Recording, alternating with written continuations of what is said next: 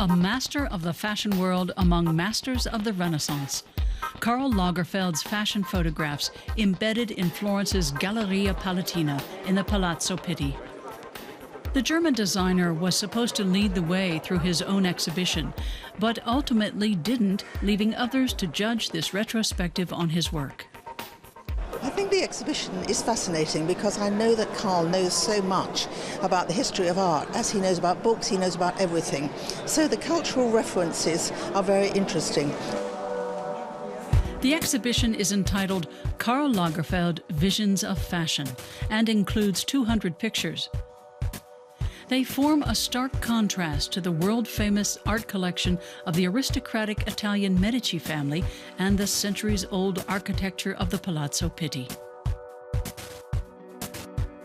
For me, the most thrilling part is in the Sala Bianca, where you see these very light pieces of paper with the prints on of the pictures that he's taken, and they're swaying in the breeze, and above our heads are these extraordinary chandeliers. That really is a magical moment. Karl Lagerfeld is multi-talented. He's photographed art and even architecture. But most of the exhibition is dedicated to fashion shots. Many of them originate from ad campaigns for Chanel or from editorials in high-class magazines like Vogue or Harper's Bazaar. Photography is photography. It'd be pretentious to say I'm making art. A photograph is a photograph. That's it. If other people think there's more to it than that, fine with me, but I'm not going to say this is art. Karl Lagerfeld became a household name when he became Chanel's chief designer in 1983. And it was thanks to Chanel that Lagerfeld got into photography. In 1987, he took his first pictures for a press kit. 30 years later, photography has become an integral part of his career.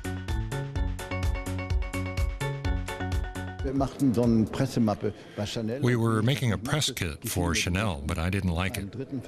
After the third try, Chanel's image director told me I should go do it myself.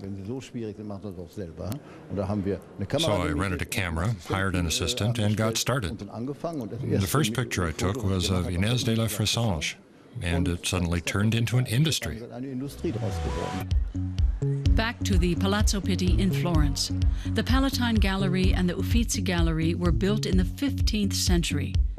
Never before have modern pieces of art, like Lagerfeld's photographs, been displayed among these old masterpieces. But organizers say this is not intended as a commentary on the significance of Lagerfeld's work. I wouldn't even try to categorize his work. I think that's what makes Lagerfeld's oeuvre so interesting for the Palatine Gallery, because we don't display works in strict chronological order here, from the Middle Ages to the Renaissance to the Baroque era. Here, everything is on display everywhere. The works were put up in 1820 in a way that was intended to create interesting contrasts.